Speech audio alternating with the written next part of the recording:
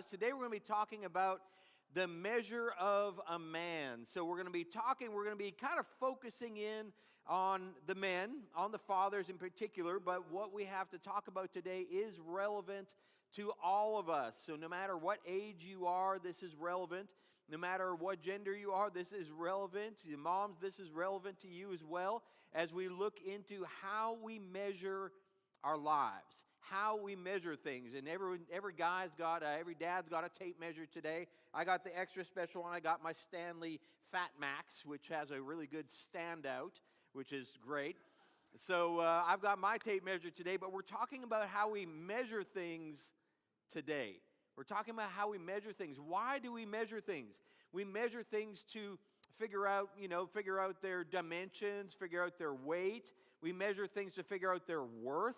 We measure things to against a certain standard, right? So that's why we measure things. I measure all kinds of things in my life. I measure my health, right? So when I go to the doctor, he wants certain numbers. He wants certain measurements for me. I still remember I went to the doctor at 35, and he said, "Chris, you're in great shape, but let's check your blood, right? Let's do a cholesterol check. You look in great shape, you're healthy and all that, but I want to check your cholesterol."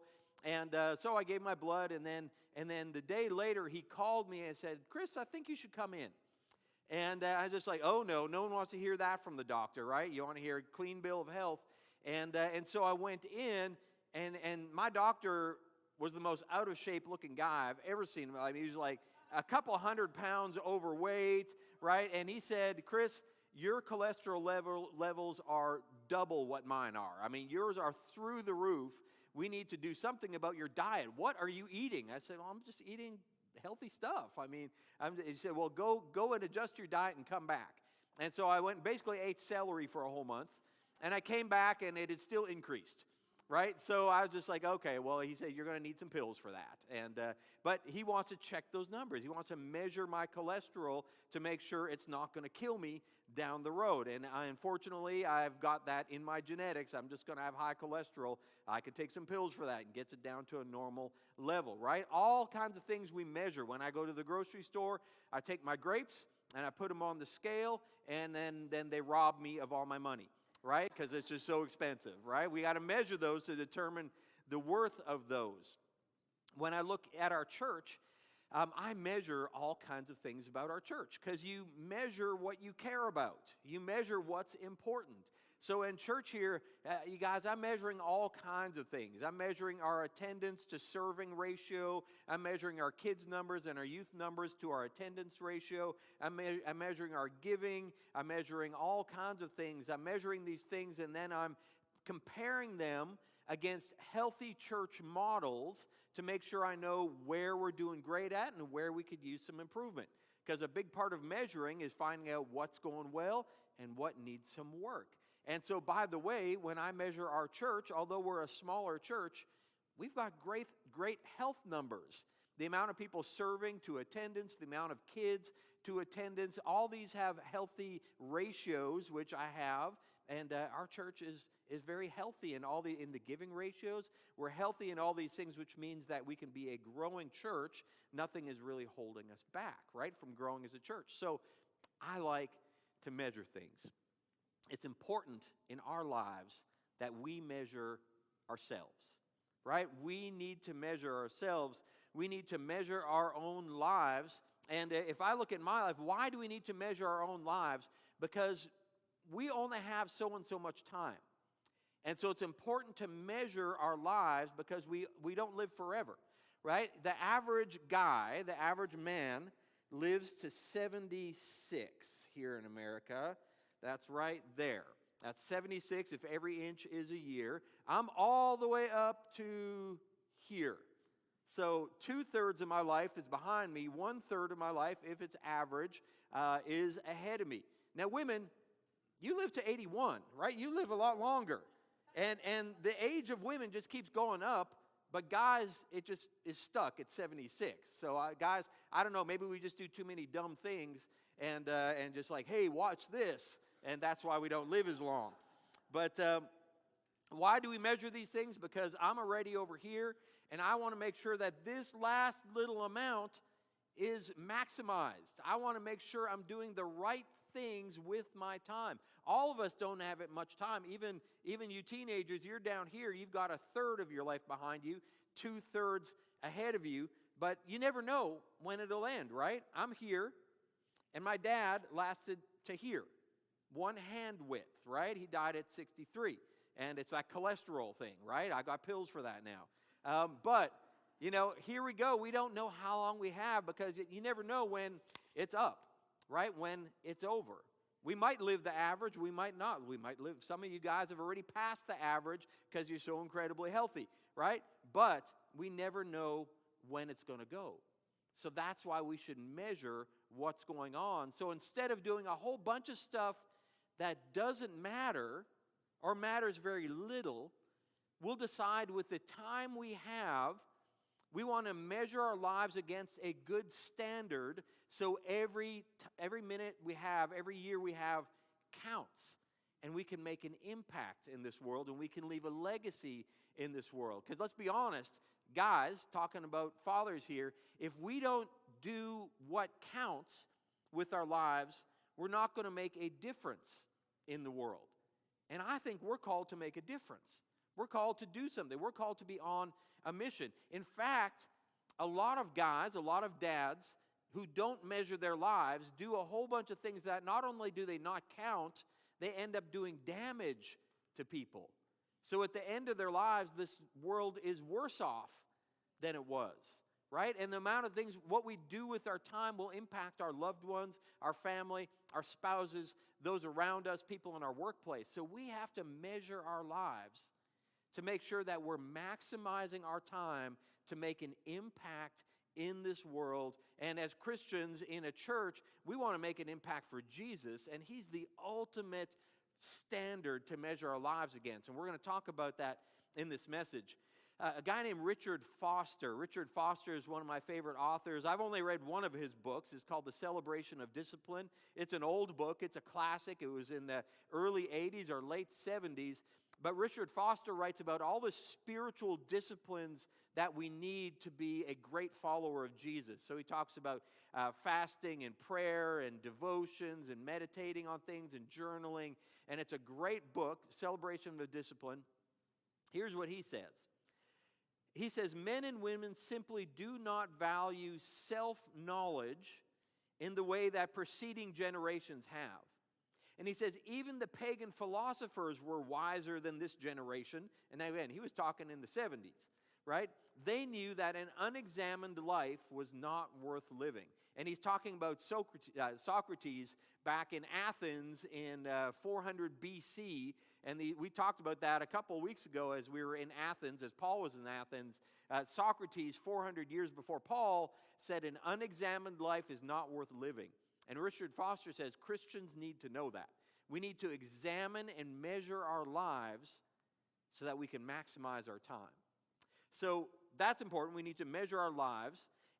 But we also need to measure our lives against the right standard. We need to measure our lives against the right standard. We need to know what to measure up to.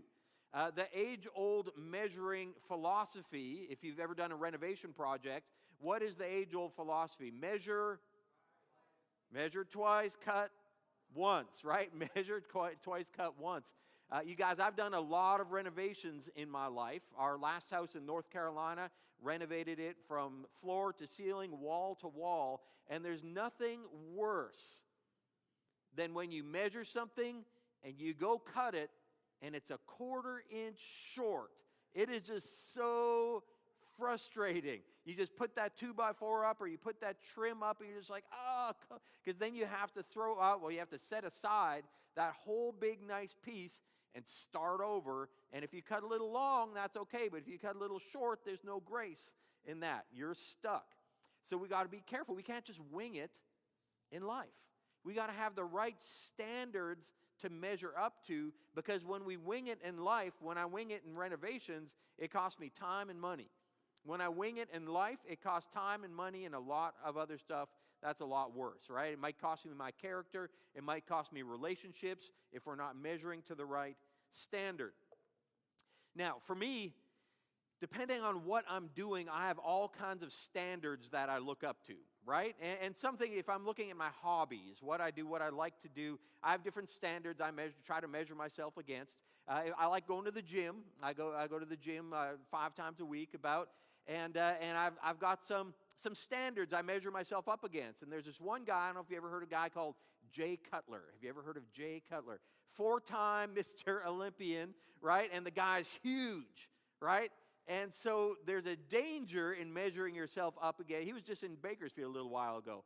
A huge dude, right? And he's my age now, right? So he's 4-time Mr. Olympian. He was a little bit after Schwarzenegger won all his championships. So I measure myself against Jay Cutler, which is good because I have something to live up to strive for, but I'm never going to be like that, right? I'm just doing my best. I got this measurement standard, but that can be helpful or harmful depending on what.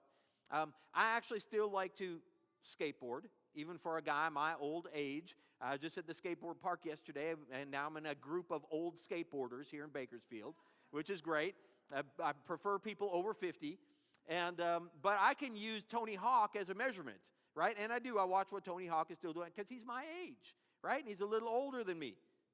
But I'm never going to be Tony Hawk, right? I'm never going to achieve that standard in life. You know, I'm never going to quite get over there. I do all kinds of other things in life. When it comes to preaching and leading a church, I like to follow a guy named Craig Rochelle. Have you ever heard of Craig Rochelle? He leads a church called Life Church. His church has 76,000 people in it. Yes, multiple satellite campuses, biggest church in America. But he's a solid guy. He's solid on theology, right? He's got a great leadership philosophy, and he's got great communication skills. I like to follow him. That's my measurement for preaching and leading a church. So in all these things, we might have different kind of measurement standards that we look up to. Hopefully that'll inspire us to be better without depressing us that we can never achieve that. Well, the same thing is true in our life in general. Those are things that, you know, my preaching, yeah, that's important, you know, but my going to the gym, that's important, right? Skateboarding, not so important. It's just for fun. But when it comes to our character and our lives and the decisions that we make, we better have a good standard to model our lives against. Romans chapter 12, verse 2, Paul says it. And he talks about what we should measure our lives against. He says, don't copy the behaviors and customs of this world, but let who transform you? Let God transform you, right? Let God transform you into a new person by changing the way you think. And then you will learn how to know God's will for you, which is good and pleasing and perfect. Our culture has all kinds of different standards that it wants us to measure our lives against. And for our men here today, I mean, what are some of these standards, right? The standards are we should measure our lives by the amount of money we make, by the power that we have, maybe by the relationship status, maybe measure our lives by the kind of car we drive or the kind of toys that we have, right? For guys, the car we drive is a big deal. You know, I see people running down the streets with crazy vehicles, and you know, that's my life. You know, I got my lowered truck, I got my fancy car, I got my Corvette, whatever it is, right? And that's not all, you know, money and power and all these things aren't bad in of themselves. But if that's our measurement for life, if we're not worthy until we reach those things, then we're measuring by the world's standards. And Paul's saying, no, you need God's standards to measure up against. So today, we're going to do one simple scripture passage, and it's in 1 Timothy chapter 6. And we're going to go through that passage because we know we're supposed to, you know, have Jesus as a standard and have God as a standard. But in 1 Timothy chapter 6, Paul writes to Timothy and gives him a list of the measurements that he should measure his life after. And I love that list. So we're going to look at the list. These are measurements. Each one is a measurement that God wants us to live by. Each one is a measurement that Paul is telling Timothy, here are the ways that you should measure your life. Here are the standards. I'll give you a bit of background. We're not in the book of Acts today. We're in 1 Timothy, but it goes right along with the book of Acts that we've been studying, because Paul's first missionary journey was to Galatia, and it was in Lystra of Galatia, the province of Galatia, where Timothy was led to faith through Paul. And so Paul's first missionary journey, there he is. There's this young guy named Timothy, and he's young, right? At the time, he was probably 16 or so. He's just a teenager. And Timothy comes to faith in Jesus. And Paul hangs around in Galatia for quite a while and builds into the life of this young teenager. And Paul sees there's something about Timothy. There's something about Timothy that's good. Like God, Paul's seeing through God's eyes, seeing through God's standards, that something in Timothy is worthy of investment into. He's going to be a good leader. And Timothy, he had the odds against him, because Timothy, they called him in Jewish tradition, there was this slang kind of derogatory word. They called Timothy a mumser. And a mumser was someone who was literally, they would say, like, you're a half-breed. You're half Greek and half Jew. You're uncircumcised. You are not worthy. And they wouldn't even allow Timothy to go into the synagogue or be a part of any of the Jewish traditions. So Timothy, he was young. He was a mumser, which was like of two different backgrounds, which the Jews did not look highly upon. But yet Paul was looking at him through the measurements of God instead of the measurements of this world. And he said, there's a lot of hope in this Timothy. So Paul goes on his first missionary journey all over the Middle East. He comes back. He goes on his second missionary journey. He goes to Galatia again. It's a couple of years later. He says, Timothy, how would you like to come with me? And how would you like to be a missionary like I am? Timothy says, sign me up. And here's young Timothy, and he's still young, right? He's still probably barely 20 at the time, maybe 19 at the time. He starts traveling with Paul around the missionary journeys, and Paul leaves him in Ephesus, right around the time where Priscilla and Aquila were in Ephesus as well. So last week, we talked about Priscilla and Aquila. They ended up in Ephesus, right? Timothy was in Ephesus. Timothy was basically their church leader of Priscilla and Aquila, except much younger. You know, Priscilla and Aquila probably helped mentor him along. But Paul leaves Timothy there, and he says, Timothy, you're young, you're a mumser, you're going to have, the odds are against you, but I believe in you because I see you through God's standards and not the world's standards. And as Paul leaves, he writes letters to Timothy. 1 Timothy, 2 Timothy, because lo and behold, there's drama in the church. Did you guys know churches have drama sometimes? Way back, like early church was not immune to that drama in the church. So that's why Paul writes these letters to Timothy. Okay, that's the background to Timothy. Here we are, 1 Timothy chapter 6, starting at verse 9. Paul starts with saying, don't measure your life by this standard. He says, those who want to get rich fall into temptation and a trap, and into many foolish and harmful desires that plunge people into ruin and destruction. For the love of money is a root of all kinds of evil. Some people eager for money have wandered from the faith and pierced themselves with many, many griefs. And if you back up in 1 Timothy, it talks about how people are leaving the church and they're just getting sucked into greed and that kind of thing. And Paul is telling Timothy, that's the world's standards. That's the culture's standards. Don't measure your life by those standards. Does that sound familiar? Do people still do that, measure their lives by money? Do people still get in trouble with money issues? Yes, all the time. That has never changed, right from 2,000 years ago till now. Same problem now. Same number one standard that gets us off base, right? And we do all kinds of things, lie, cheat, and steal to get that money. He says, but, verse 11, you, man of God, Timothy, you man of God, flee from all this. Run away from this standard that the world has and pursue righteousness, godliness, faith, love, endurance, and gentleness. So all of these are little measurements along the standard of what we should measure our lives by. And let's look at those a little bit. There's so many things I can pursue in my life, right? Paul says pursue, Timothy. Pursue doesn't mean stumble into these things. Pursue means take aim, lock in, and follow after those things with purpose. And Paul was big on this kind of talk. He would talk about running the race to reach the goal, right? Paul was like, you need to pursue these godly standards, these measurements, and if you do, it's going to go well from you, right? Don't just pick and choose all the other stuff. Pursue these good things. Do a couple things well instead of a bunch of things with mediocrity. Pursue these things. And each word is like a marker point. Righteousness. What is that one? Righteousness is basically just right living. Righteousness is right living. It's kind of practical. It's what are the actual decisions that you are making with your time and with your resources. What are your decisions? Are they right decisions? Are they wrong decisions? Do they get you closer to God? Do they get you closer to His mission? Or are they taking you away? We need to make right decisions and live righteous lives. So with our time and resources, what are we doing with those?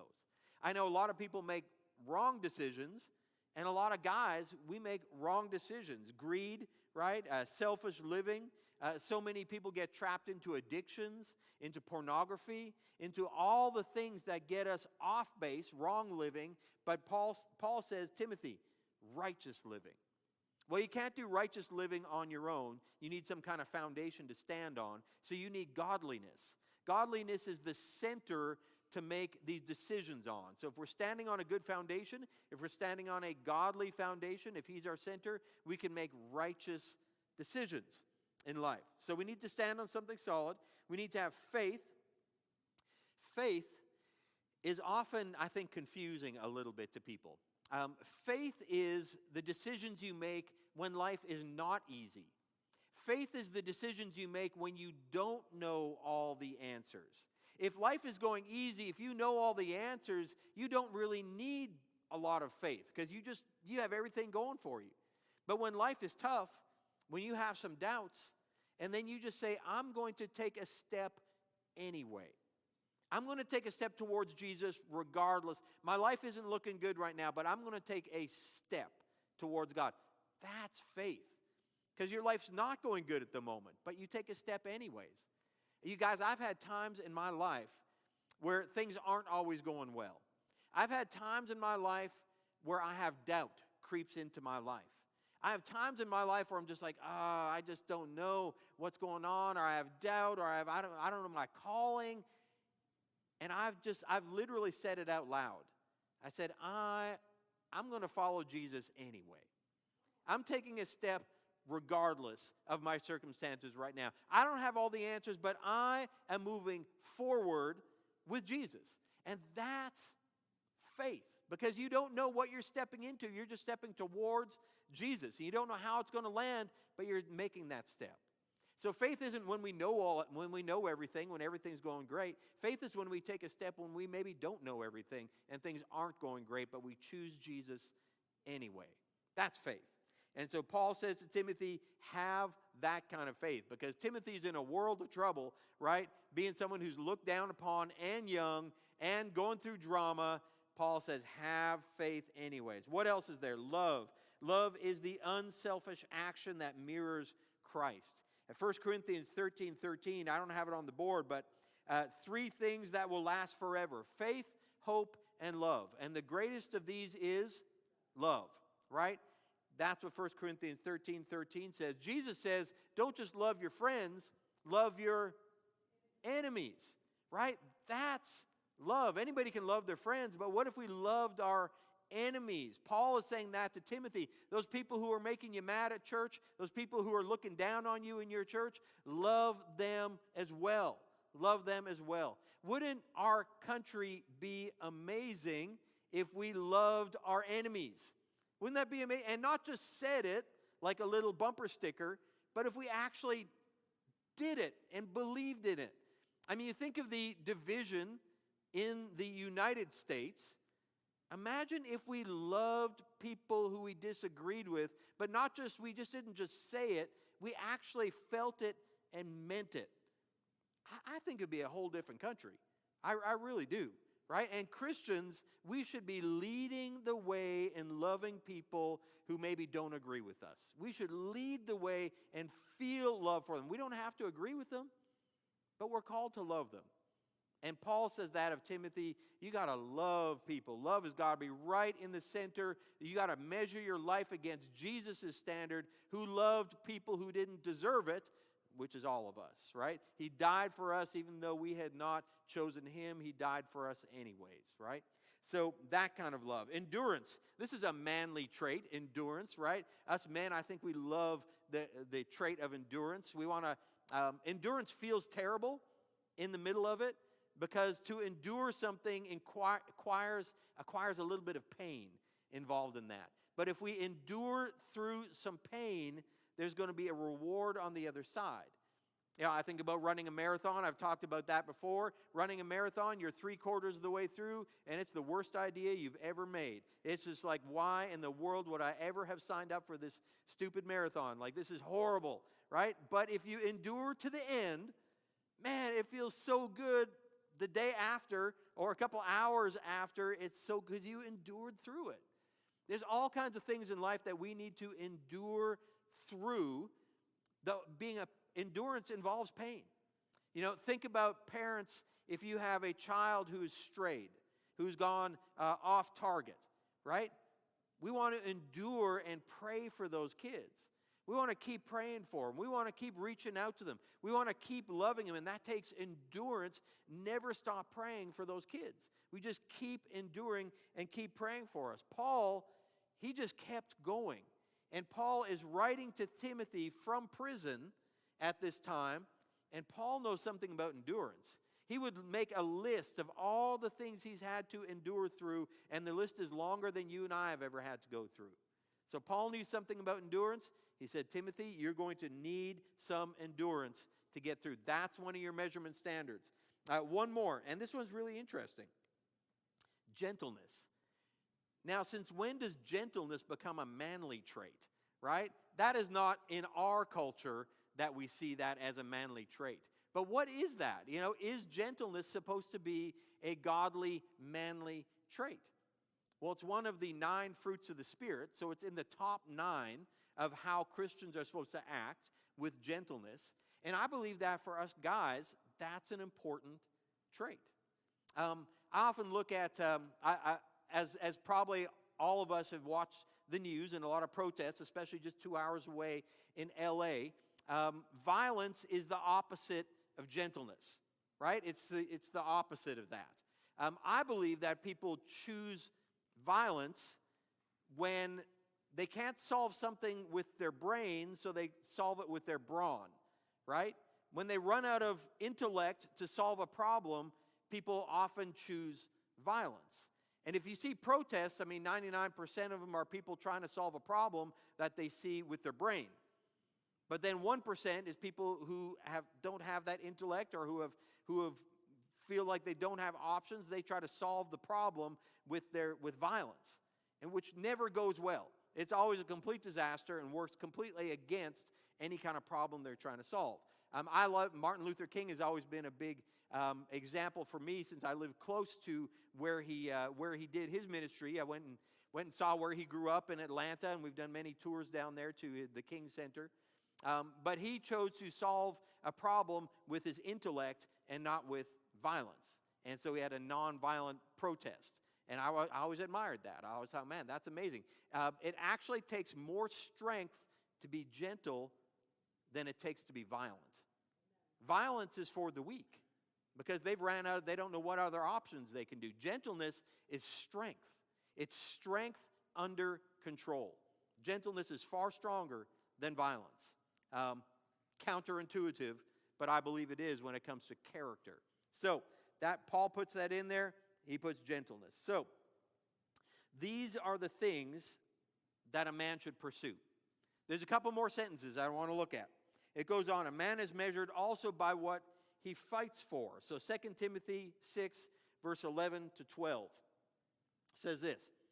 It says, but you, man of God, I'll redo it again. But you, man of God, flee from all this and pursue righteousness, godliness, faith, love, endurance, and gentleness.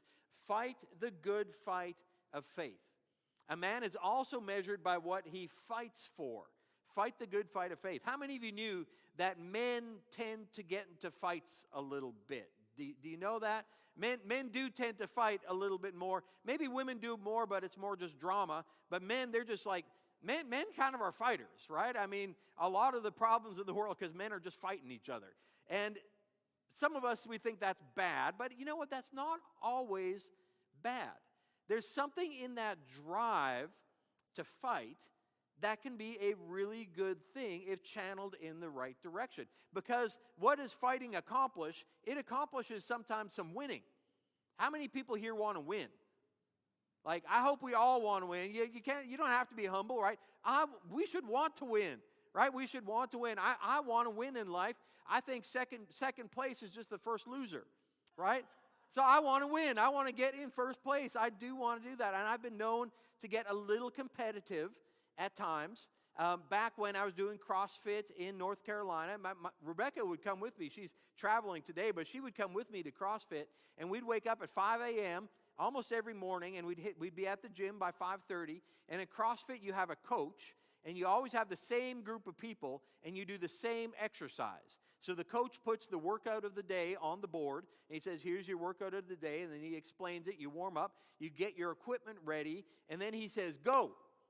And your workout is timed and scored, right? So you get a point value at the end of your workout. And some of you think that is the stupidest idea. What a terrible way to start your day. But man, I loved it. I loved it because I want to get some good points on the board. And I've got two battles I'm battling against. I'm battling first against the people who are my age. And there's a guy named Shay. Shay was my age, and every time I'd be looking at Shay, seeing what he's doing. You know, am I ahead of Shay, doing what I'm doing? And you're judged according to weight and all kinds of different things. And I'm just like, I'm going to match Shay's weights just so that I can beat him, right? And so sometimes 50% of the time he'd win, then I'd win, then we'd high five every time. It was a lot of fun. There was competition. But the more fun battle was the battle against the young ones.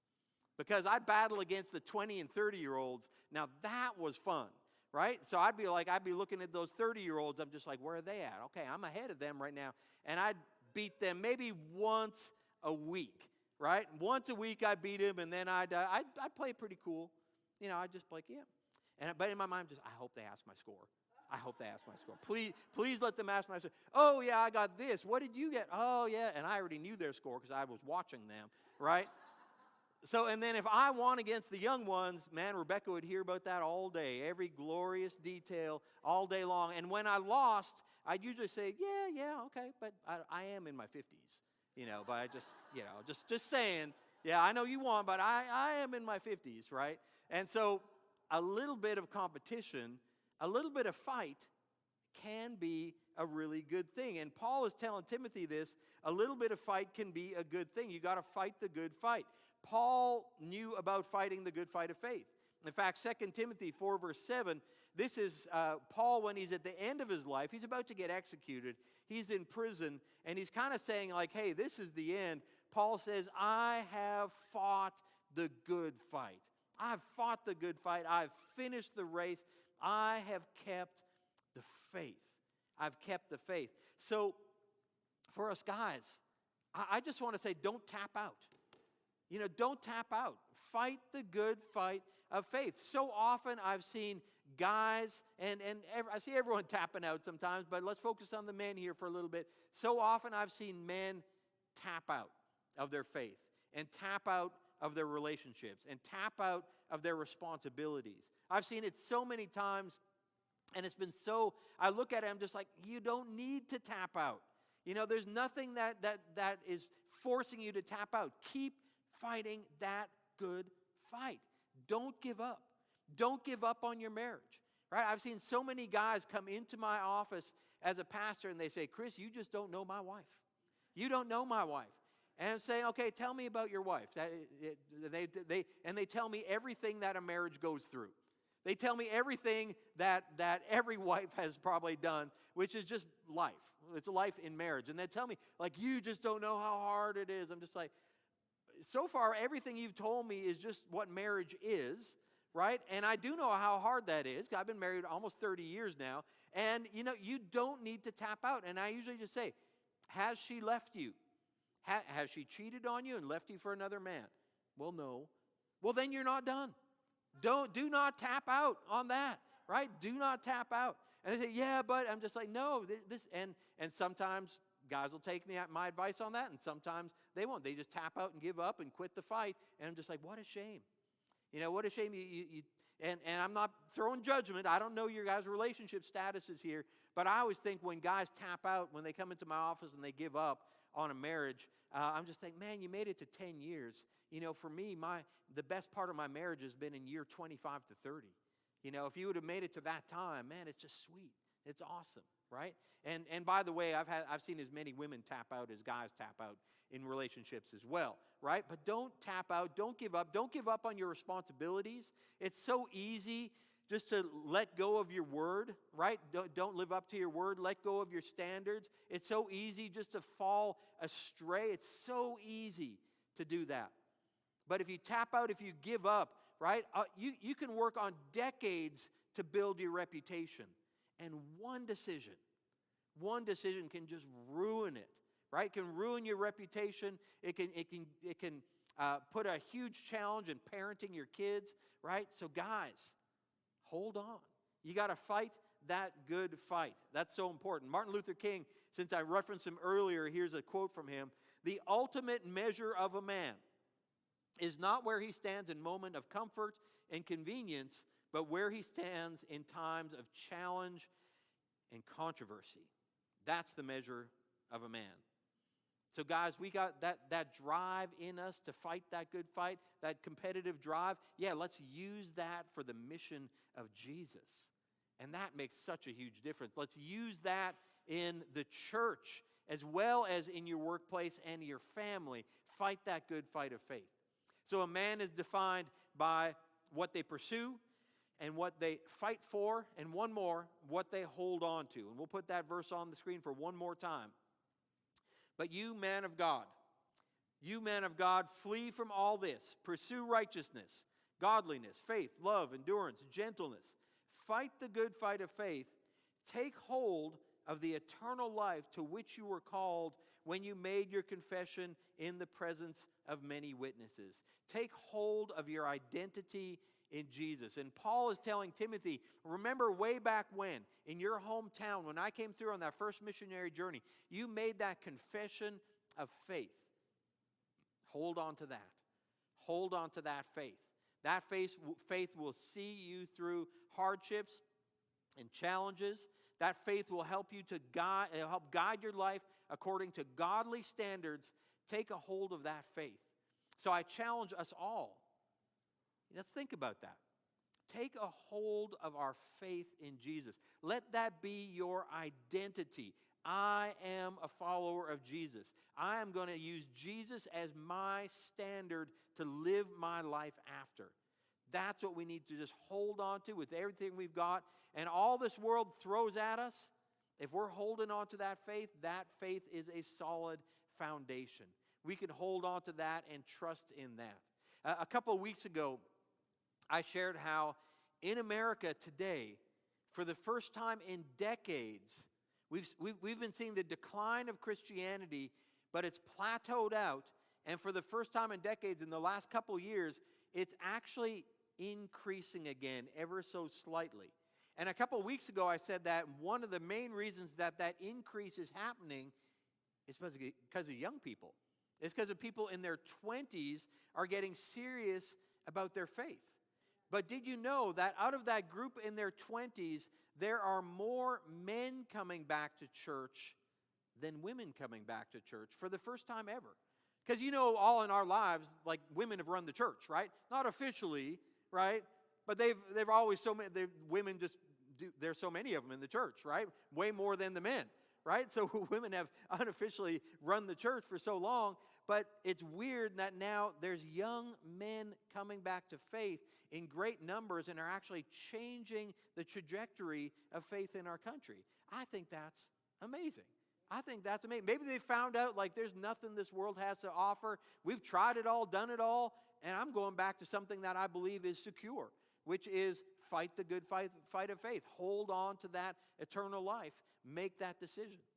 So for all of us today, as I close, I want to ask you, have you made that decision? Is that your identity? Are you holding on to that eternal life? Is that who you are? Or are you just kind of playing with it, right? Pursue it. Fight for it. Hold on to it.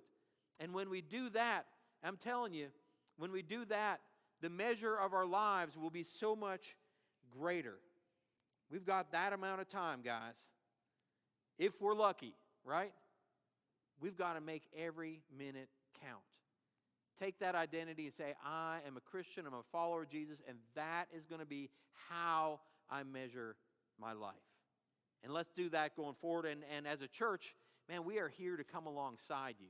If you make that decision today, if you want someone to pray for you, we'll have our prayer people up here in a little bit. But you can also you can make that in your head. You can make that decision in your mind. God knows your decision. But you can also, if you want, write down on those connect cards and bring it to the information booth or put it in these prayer baskets at the end. I've made a decision. I want to get baptized. I haven't been baptized yet. I need someone to pray for me. I'm going through something. Write it down, and we are there for you, guys. We want to be there for you along the whole way. So let's pray, and then we're going to sing one more worship.